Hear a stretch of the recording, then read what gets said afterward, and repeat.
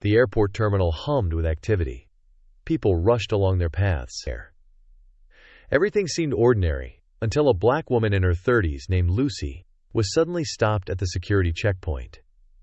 The scanner hadn't beeped yet. 2 airport personnel obstructed her way. She looked anxious to catch her flight but maintained her composure as she inquired, "Is there a problem with my luggage?"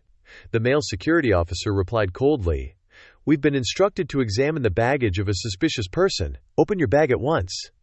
Lucy raised her voice in objection. "This is ridiculous. Are you accusing me of something? Do you have any proof?" The disturbance around her drew the attention of other travelers who cast judgmental and disdainful looks in her direction. The female officer snapped, "Hurry up. Black individuals are always causing trouble." With no other option, Lucy reluctantly opened her bag, allowing the woman to search her. The female officer conducted the search with gloved hands, and once finished, she made a point of spraying disinfectant as though she'd touched something unclean. The male officer, meanwhile, sifted through Lucy's belongings, finding nothing amiss. Suddenly, he spotted a police badge among her items. Holding it up with a sneer, he remarked, "A toy police badge. Cute, but this item isn't permitted on the plane." With that, he tossed the badge into a nearby trash can. Anger and indignation flashed across Lucy's face, but she held back her words. After making things difficult for her, the officers finally allowed her to proceed. But if anyone there could have seen into the future, they'd have reconsidered mistreating Lucy for even a moment. Lucy quickly settled into her seat in first class. She was just about to close her eyes for some rest when a nearby passenger shouted, "How did this filthy black woman end up here? Unacceptable!" Immediately, other passengers took notice, joining in with remarks, "Get out! I can't stand being in the same cabin as this life." Some even suggested she'd stolen the ticket, especially since they'd witnessed her extra security check at the gate. The uproar soon reached the flight attendants, who hurried to placate the disgruntled first-class passengers. These were affluent patrons, after all, not to be easily offended. Yet as long as Lucy remained, their complaints persisted. Finally, the head flight attendant made a decision. Lucy would have to leave first class. Of course, Lucy resisted, showing her ticket. "This ticket was purchased in my name. No theft involved. I'm not leaving." But to her shock, the attendant tore the ticket in half. Lucy stared in disbelief at the people around her, her voice trembling with anger. "I'll be filing a complaint about this." The head attendant merely shrugged. "Fine, get out and go complain then.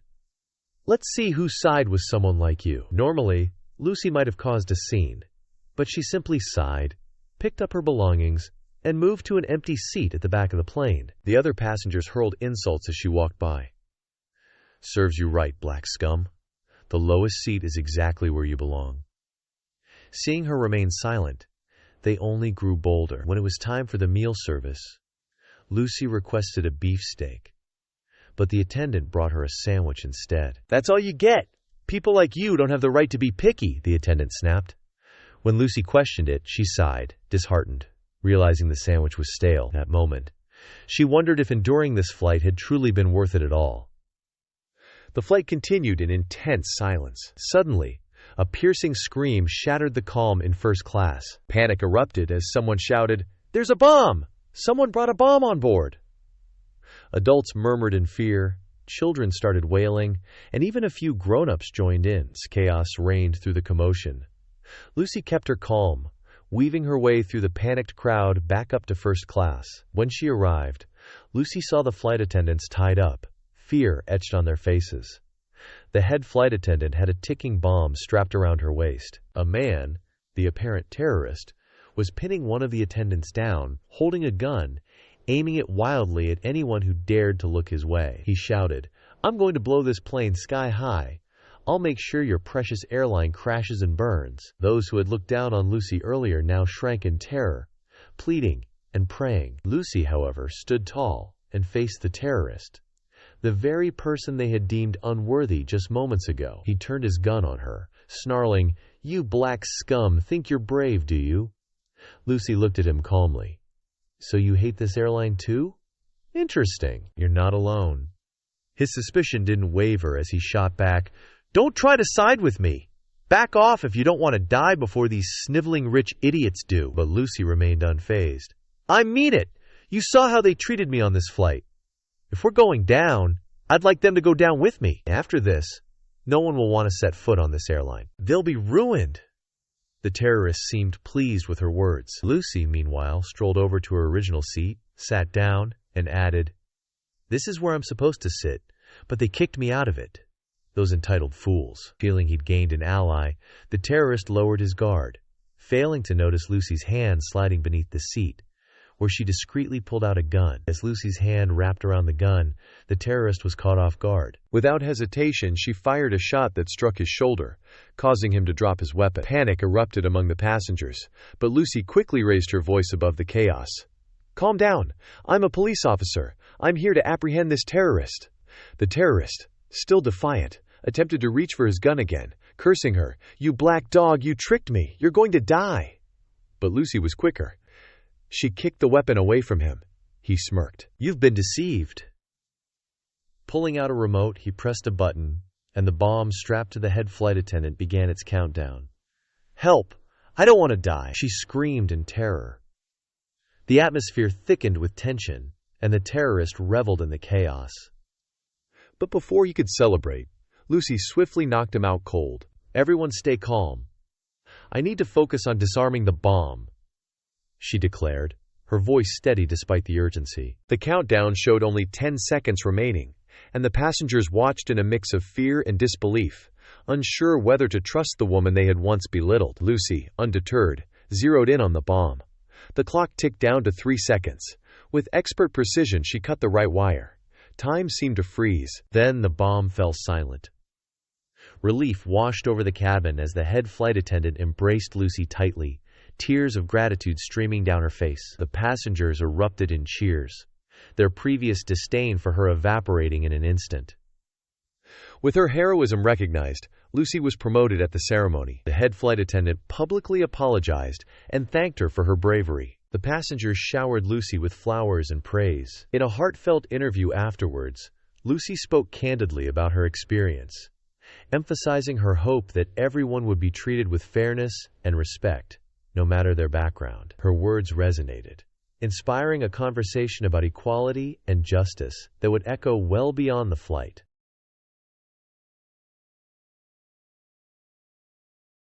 Without thinking, he dashed forward, grabbing her arm. "Tasha, don't!" Tasha spun around, startled. Isaiah let go. "We could take his wallet and be set for days." Isaiah shook his head. "This isn't the way. He's a good person. He helped me."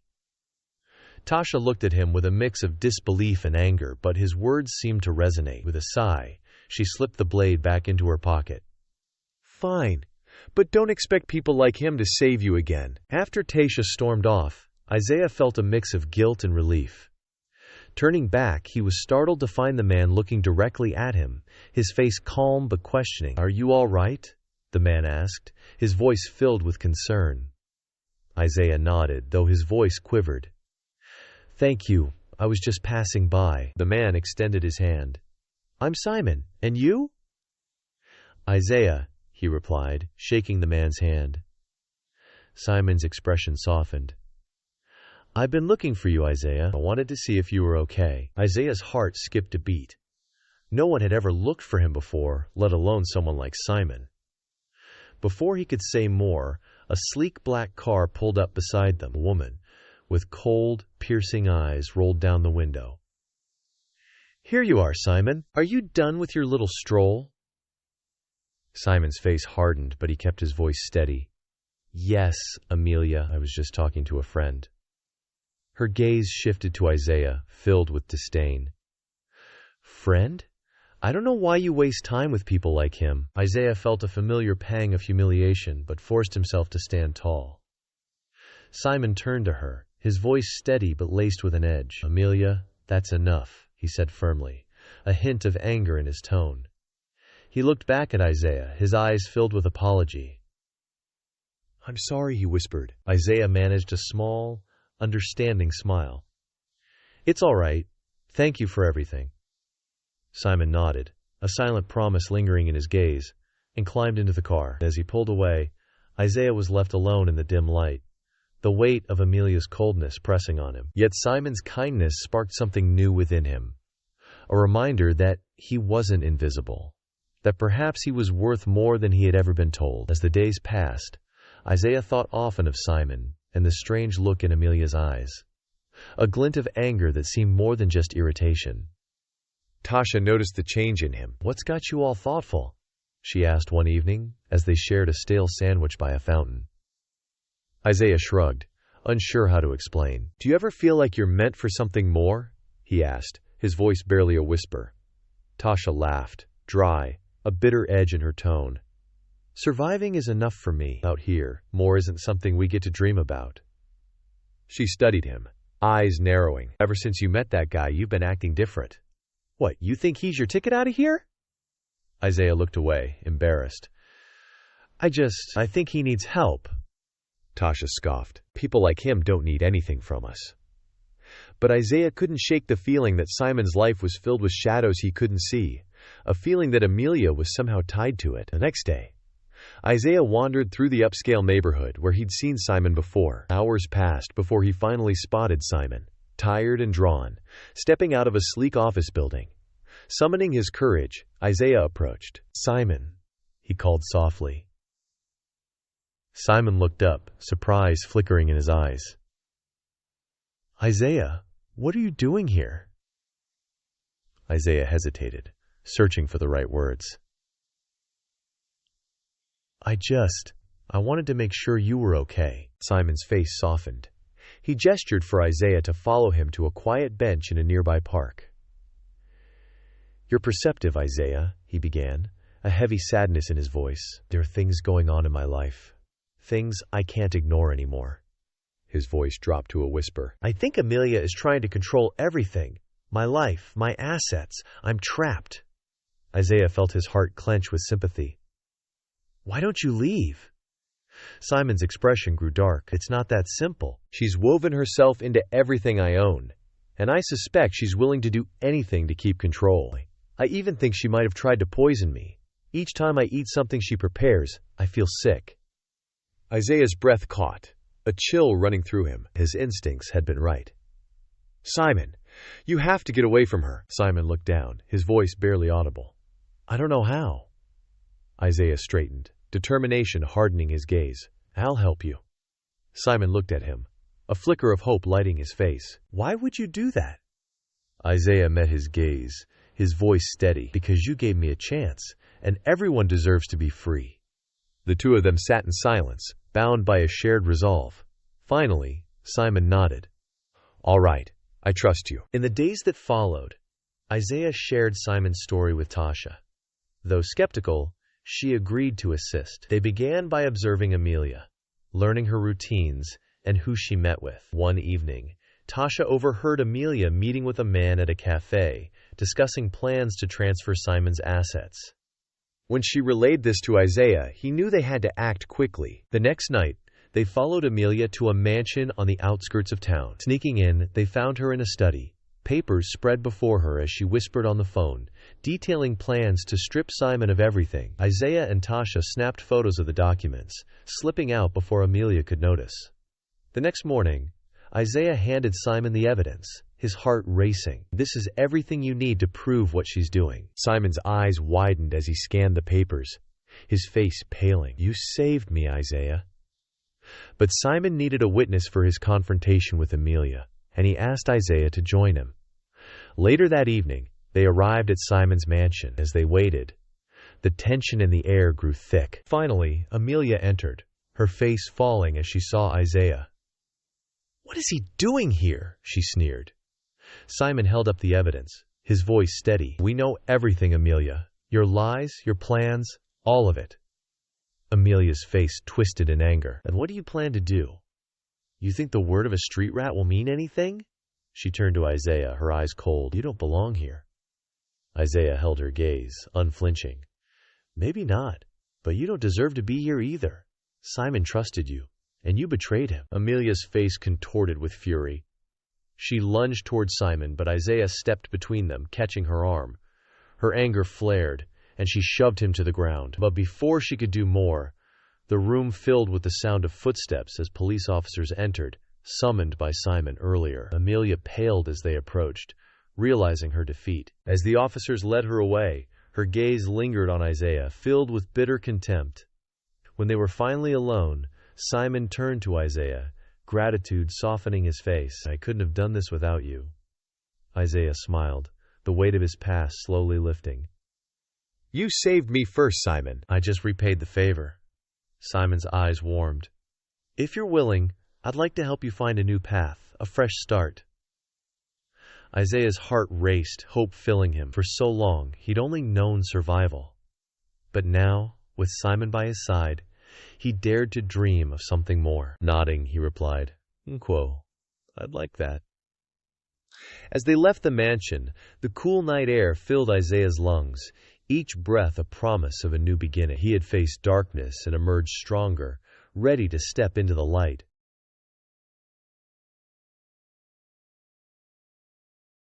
"It was just a gut feeling, ma'am." "A gut feeling?" Davis repeated incredulously. "Is that the basis for arrests now?" Before Mitchell could respond, the holding area door opened again. All eyes turned as Officer Turner entered, slightly out of breath. He paused, seeing the group in the cell. "Lieutenant, I need to speak with you," Turner said quickly, glancing between Marcus and Mitchell. Davis gave Mitchell a final hard look before stepping out of the cell and closing the door behind her. "What is it, Turner?" He lowered his voice. "Ma'am, I've been looking into Marcus Reed.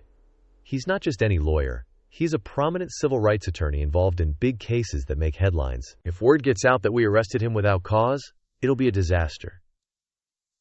Davis felt her stomach drop. She'd suspected more to this, but learning who Marcus was made the situation more serious. "Are you sure?" "Positive," Turner replied, showing her a web page on his phone with Marcus's profile. "This is him. If we don't handle this carefully, we're going to have more than an internal investigation on our hands." Quickly scanning the page, Davis read about Marcus's background. He wasn't just a lawyer. He was a powerhouse in the legal community. Someone who had taken on police departments, corporations, and government agencies. The kind of person who could turn the entire station upside down if they weren't careful. She turned to Mitchell and Blake, who looked increasingly uneasy. "We need to talk now," she said urgently. They followed her to a private area. Davis confronted them, her expression fierce. "Do you have any idea who you've arrested? Marcus Reed isn't just some guy off the street. He's a civil rights attorney and a federal asset. He's been gathering evidence on police corruption that could implicate this department." Mitchell paled. "We didn't know, Lieutenant. He didn't say anything about being a lawyer." "It doesn't matter," Davis snapped. "You should have done your due diligence. Now we have to figure out how to handle this fast." Just then, raised voices from outside began filtering in. Davis realized the crowd outside was growing, getting louder. She heard the unmistakable change of protesters demanding justice and Marcus's release. "Great," she muttered, "just what we needed." Turner stepped forward. "Lieutenant, the community is fired up. Activists, local leaders, and media are showing up. If we don't act soon, this could become a full-blown crisis." Davis knew he was right. Small incidents could escalate into something bigger if not handled properly. But this was different. It wasn't just about diffusing tension.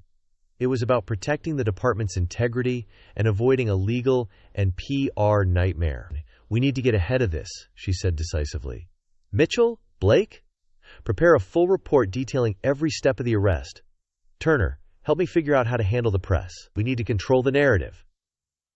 As officers scattered to carry out orders, Davis felt the situation pressing down on her. She'd only been at the station a few weeks and was already dealing with a potential disaster, but she wouldn't let it ruin her career or the department's reputation. In the holding cell, Marcus listened to the commotion outside. He heard the crowd growing louder, their voices echoing. He knew his family and community leaders would be among them. They wouldn't let this go unanswered. A sense of hope flickered, but he knew it was too soon to feel relieved. The police were still in control and could manipulate the situation. He wasn't about to underestimate them. At the front of the station, tension continued to build. The crowd had swelled to over 100, with signs and banners demanding justice. Reporters had arrived, cameras capturing every moment. The station was becoming a flashpoint, a symbol of growing unrest. Lieutenant Davis watched from the window, jaw clenched. She had to act but was walking a tightrope. One wrong move, and everything could explode. But doing nothing would let it spiral on its own. She turned to Turner beside her. "We need to release him," she said tightly. "It's the only way to de-escalate." Turner agreed. "But how do we explain it to the media? They won't accept us letting him go without an explanation." Davis thought quickly. "We'll frame it as a misunderstanding. Say that after reviewing evidence, we determined there was no basis for arrest and released him. Emphasize that we take these matters seriously and are committed to justice." It wasn't perfect, but it was the best they had. With luck, it would calm the crowd and prevent escalation. She knew it wouldn't be easy, but had no choice. She had to think about the bigger picture: the department, her career, and the potential fallout. Davis turned from the window, heading back to the holding area. She was determined to resolve this before it worsened. Passing Mitchell and Blake, who were furiously typing reports, she paused. "When this is over, we're going to have a long conversation about what went wrong," she said coldly. "And trust me, it won't be pretty." Mitchell nodded silently, knowing he was in deep trouble. There was nothing to do but hope Davis could fix the mess. Reaching Marcus's cell, Davis opened the door herself, stepping inside with measured calm. "Mr. Reed, I've reviewed the situation, and it's clear there was a misunderstanding. You're free to go." Marcus stood slowly, expression guarded. "A misunderstanding, Lieutenant? Is that what we're calling it?" She met his gaze without flinching. "Yes, I'm deeply sorry for what happened. It shouldn't have gone this far." He studied her, searching for deceit. Finally, he nodded. "I appreciate your apology, Lieutenant, but you should know this isn't over." Davis didn't doubt it. She knew Marcus wasn't the kind to let this slide. For now, her priority was getting him out safely and diffusing the situation outside. She escorted Marcus out past tense officers who avoided his gaze. As they reached the front door, Davis paused, taking a deep breath. "I'll do everything I can to make this right," she said quietly. Marcus nodded, but didn't reply, stepping outside. The crowd erupted into cheers. Cameras flashed. Reporters shouted questions. But Marcus ignored them, walking calmly toward his waiting family and friends. As he embraced them, Davis watched from the doorway, her expression unreadable. She knew this was only the beginning. Marcus Reed wouldn't let this go quietly, and the ripple effects would be felt for a long time. But for now, the immediate crisis was averted. The crowd was dispersing, reporters packing up, and the tension easing. Davis knew she had a long road ahead to fix the damage, but was determined to face it head-on. As Marcus walked away, he knew this was just the start of a new battle. He'd been wronged, but also knew how to turn that wrong into something powerful. The truth would come out, and when it did, the police department and the town would never be the same. The tension in the police station had been palpable since Marcus Reed walked out the doors. Lieutenant Emily Davis couldn't shake the feeling that the situation was far from over. Sitting in her office, reviewing preliminary reports from Mitchell and Blake, her thoughts kept returning to Marcus. Something about the way he'd handled himself, calm, composed, almost expectant, nagged at her. She trusted her instincts. If she'd learned anything, it was to trust her gut, especially when things didn't add up. Outside her office, the station buzzed with subdued energy. Officers moved about, avoiding eye contact, aware they were still on edge. The crowd outside had mostly dispersed, but the damage was done. Everyone knew this wouldn't just blow over. Davis leaned back, staring at the ceiling. The silence contrasted sharply with the turmoil in her mind. She knew she had to dig deeper to understand who Marcus really was and why his arrest had such repercussions. She couldn't let this go unanswered for her sake and the department's integrity. Reaching for her computer, she typed swiftly, searching for information on Marcus. The results were eye-opening. Articles, news clips, and interviews painted a picture of a man much more than just a lawyer. Marcus Reed was a formidable civil rights attorney who had taken on powerful entities, winning cases that made headlines and changed lives. As she delved deeper, a detail made her blood run cold. Marcus had been involved in a federal investigation into systemic racism within law enforcement. The investigation had led to federal oversight of several departments, with rumors more were under scrutiny. Her heart pounded as she realized the implications. Quickly, she made a call to a trusted contact in the FBI, someone who could provide information discreetly. The conversation was brief, but by the end, her suspicions were confirmed. Marcus Reed was working undercover, gathering evidence for a federal case that could bring down high-ranking officials within local law enforcement, including her own department. Davis sat back, mind racing. This was far bigger than she'd imagined. Marcus hadn't just been in the wrong place at the wrong time. He'd been targeted, and the officers who arrested him had unknowingly walked into a trap. If this got out, it would be a scandal of epic proportions. She knew she had to confront Mitchell and Blake, but needed more information first. Spending the next hour piecing together everything she could about Marcus's work, connections, and the ongoing federal investigation, the more she uncovered, the more dangerous the situation appeared. Finally, Davis stood, taking a deep breath. She was about to walk into a storm, but had no choice. She couldn't let the department go down because of someone else's mistake. Making her way to the officer's bullpen, she steeled herself. Reaching Mitchell and Blake, she saw them reviewing their reports. They looked up as she approached, sensing the tension. "Lieutenant?" Mitchell greeted, tone guarded. "Is there something you need?" Davis crossed her arms, fixing them with a hard stare. "We need to talk now." They exchanged a glance before nodding, following her to an empty conference room. The room was stark, a place for difficult conversations. Both knew this wouldn't be pleasant. "Lieutenant, what's this about?" Blake tried to sound casual, but tension edged his voice. She didn't waste time. "I know who Marcus Reed is." Mitchell's eyes widened. Blake stiffened. Neither spoke, but panic flickered in their expressions. They hadn't known who they were dealing with, and now it was backfiring. "Do you have any idea what trouble you've caused?" Davis continued, voice low and dangerous. "Marcus Reed is a civil rights attorney and a federal asset. He's been working undercover to gather evidence on police corruption, evidence that could implicate this department." Mitchell's face drained of color. "We didn't know, Lieutenant. He didn't say anything about being undercover. We thought he was just another—" "Just another what?" Davis snapped. "Just another black man you could push around without consequences?" Blake flinched, looking down. Mitchell opened his mouth but couldn't respond. "You've put us all at risk," Davis said icily. "Not just the department, but the entire city. If this investigation blows up, we're all going down." Blake looked sick. "What do we do now, Lieutenant?" Before she could answer, the conference room door burst open. Chief Harold Bennett stormed in, face flushed with anger. "Lieutenant Davis!" he barked. "What the hell is going on?" Davis straightened. "Chief, we have a serious problem. Marcus Reed is—" "I know exactly who Marcus Reed is," Bennett interrupted, voice dripping with venom. "And I know what kind of mess you've made." Davis blinked, surprised. "Chief, Save it!" Bennett snapped. "Do you have any idea what position you've put this department in? We have a civil rights attorney working undercover, and you've handed him all the ammunition he needs to take us down." Davis's jaw tightened. "With all due respect, Chief, it's not just on me. Officers Mitchell and Blake made the arrest without cause, and now we're all paying the price." Bennett's eyes flicked to Mitchell and Blake, hardening. "We'll deal with them later. Right now, we need to focus on damage control." Davis nodded, trying to stay composed. "I've started looking into the situation.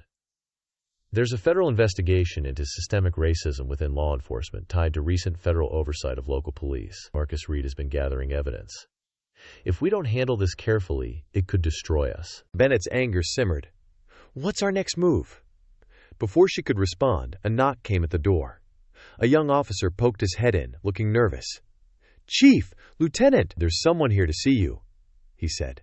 "It's urgent." Bennett frowned. "Who is it?" The officer swallowed. "A federal agent. His name is Brooks." Silence fell as the weight of those words settled. Davis exchanged a tense glance with the chief. This was the moment they dreaded. "Send him in," Bennett ordered tightly. A moment later, Agent Samuel Brooks stepped inside. A tall, imposing man with a stern expression. His dark suit was impeccably tailored, the badge on his belt gleaming. "Chief Bennett." "Lieutenant Davis," he greeted curtly, eyes scanning the room. "We need to talk." Bennett tried to maintain control. "Agent Brooks, I'm sure we can explain." Brooks raised a hand to silence him. "No need for explanations, Chief. I'm aware of what's happened. Let me be clear. This is a very serious matter. Marcus Reed is a key asset in a federal investigation," Brooks continued. "An investigation months in the making. His arrest was a mistake. A mistake that could have far-reaching consequences if not handled properly." Bennett shifted uncomfortably. "We understand, Agent Brooks. We're prepared to cooperate fully." "Good," Brooks replied sharply, because your cooperation is the only thing that will keep this situation from escalating. Davis's mind raced, grasping the full extent. This wasn't just about Marcus. It was about the entire department and city. If they didn't tread carefully, it could all collapse. You will provide him with a formal apology, Brooks said. Any resistance will be met with swift action. Bennett's face flushed with anger, but he nodded stiffly. Understood. Brooks turned to Davis, expression unreadable. Lieutenant, I expect you to oversee this personally. Ensure there are no further incidents. She nodded, mouth dry. I'll take care of it. With that, Brooks gave a curt nod and left. Before exiting, he glanced back. Consider this your warning. The federal government is watching closely. Any further misconduct will not be tolerated. As the door closed, silence enveloped the room. Davis felt the situation's weight pressing down, suffocating. The road ahead would be treacherous, but she had no choice but to navigate it. The atmosphere at the station remained heavy with tension. The wrongful arrest had sparked outrage, not just locally, but citywide. Protests erupted outside, with activists and citizens demanding justice. Inside, Chief Bennett tried to salvage his reputation. He knew they were on the brink of disaster, and the only way to prevent it from spiraling was to make a public apology. But he also knew words might not be enough to quell long-standing anger. In his office, Bennett stared at the phone, hands trembling slightly as he dialed the public relations team. He needed to prepare a statement to show the community they were taking this seriously. But deep down, he knew no carefully crafted words could undo the damage. When the PR team answered, Bennett spoke in a low tone. I need you to draft a public apology. We'll address the media outside the station this afternoon. Understood, Chief. We'll prepare something immediately, came the reply. Hanging up, Bennett leaned back, running a hand through his hair. The consequences of years of looking the other way, when officers crossed the line, were catching up, he told himself. Compromises were necessary to keep the peace. But now they haunted him. A knock pulled him from his thoughts. Lieutenant Davis stood in the doorway, expression tense but determined. Chief, Marcus Reed is waiting outside with the crowd. Bennett nodded, standing. Good. I'm going out to make the apology. Davis hesitated, then stepped forward. Chief, I need to tell you something before you go out there. He raised an eyebrow. What is it? She took a deep breath. I've uncovered evidence of systemic corruption within the department. Bribery, cover-ups, racial profiling. This goes beyond Mitchell and Blake. It's been happening for years, swept under the rug. Bennett felt a chill. Are you sure? Davis nodded. I've started gathering evidence with Marcus's help and the federal oversight team. We can start cleaning up, but it'll be a long, difficult process. He exhaled slowly, shoulders sagging. Then we do what we have to do. It's time to face the consequences. Davis nodded. I'll back you out there. Chief, we need to show the community we're serious about change. Together they walked to the station's front. Approaching the doors, they heard the crowd, angry voices demanding justice. Bennett felt his stomach knot, but kept his expression neutral as he stepped outside. The crowd fell silent, cameras clicking, microphones thrust forward, reporters called out questions. But Bennett ignored them, focusing on the podium set up for the press conference. He saw Marcus among the crowd, expression unreadable. Clearing his throat, Bennett stepped up to the microphone.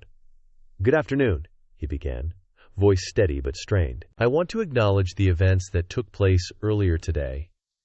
The arrest of Mr. Marcus Reed was a mistake, one that should never have happened. I take full responsibility and offer my sincerest apologies to Mr. Reed and the community. The crowd murmured skepticism and anger rippling.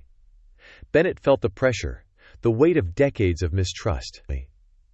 We recognize this incident is part of a larger problem, he continued somberly. A problem that has persisted too long within our department. I assure you we're committed to addressing these issues head-on. Effective immediately, Officers Mitchell and Blake have been suspended, pending an internal investigation. We'll conduct a thorough review of our practices and work closely with federal oversight to ensure accountability. The crowd was quiet now, listening intently, but doubt remained in their eyes. I know words alone aren't enough, Bennett said, voice faltering slightly. We have much work to do to rebuild trust, but we are committed to making necessary changes. We'll work with community leaders, activists, and organizations to create a department that serves and protects everyone, regardless of race or background. He paused, searching for the right words. Before he could continue, Marcus stepped forward, raising a hand. "Chief Bennett," Marcus said calmly but firmly, "I appreciate the apology, but this isn't just about words. This is about action. True justice requires real change, real accountability, and real commitment."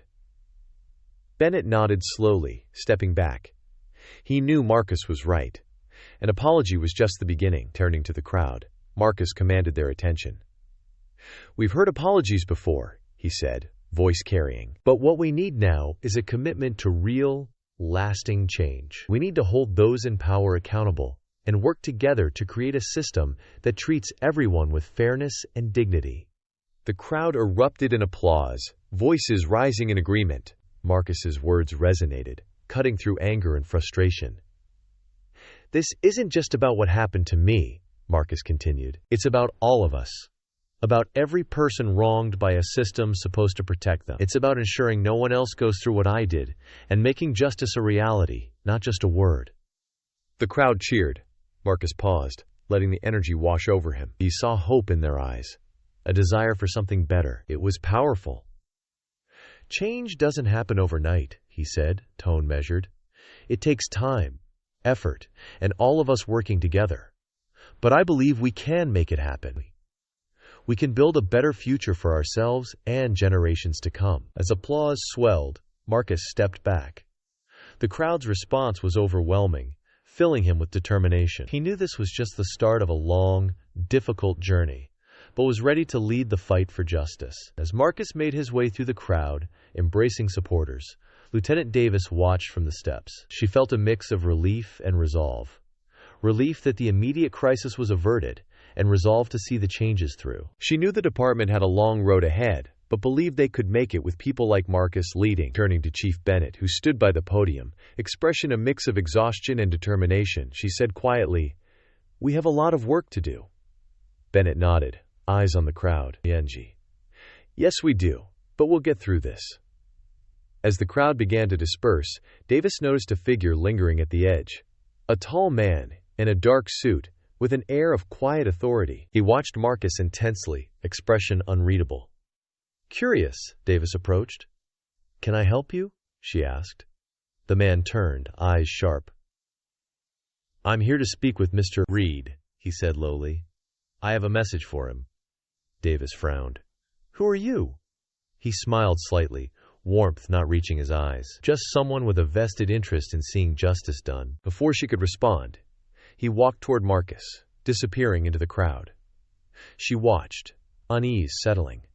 Whoever he was, she felt this wouldn't be the last they'd see of him. As the sun set, casting long shadows, Davis knew the day's events were just the beginning.